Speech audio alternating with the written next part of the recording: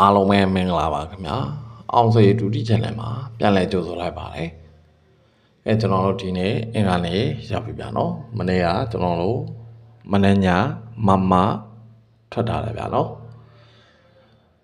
အဲ့တော့ကျွန်တော်တို့တစ်သုံးထွက်ထားတဲ့အတွက်ကျွန်တော်တို့ဂျာကန်ဖြစ်တဲ့နှစ်တလုံးကြိုင်တော့ကျွန်တော်တို့ဇာတိုပတ်တီကစားနိုင်ပါတယ်ဒါတော့ကျွန်တော်တို့ထွက်နေကြထွက်စင်နေပေါ့ဗျာနော်ကဲအဲ့တော့ကျွန်တော်တို့ဒီနေ့စုံကြိုင်ဗျာနော်ဒီမနေ့ကျွန်တော်စုံကြိုင်မယ်အဲ့တော့နှစ်တလုံးကိုကျွန်တော်တို့346နဲ့ကပ်မှာဖြစ်ပါတယ်ဗျာနော်ကဲတောင်းလာနိုင်မယ်ကျွန်တော်တို့အဲ့ကနေမနေ့အတွက်ပေါက်ကနန်းလေးမရယူခင်မှာကျွန်တော်ရဲ့အောင်စေဒုတိ channel အကောင့်လေးကို subscribe မရသေးဘူးဆိုလို့ရှိရင် subscribe လေးနှိပ်ထားပေးဖို့တောင်းဆိုချင်ပါတယ်ကျွန်တော်တို့အသစ်တင်တိုင်းကနန်းတွေတင်တိုင်းတွေ့အောင်လို့ subscribe ပေးနာ notification ဟောင်းလောင်းလေးလည်းနှိပ်ပေးထားကြပါဦးကဲကျွန်တော်တို့ထုံးလာနိုင်ပဲထိတ်စီးရဲ့လုံးမရဲ့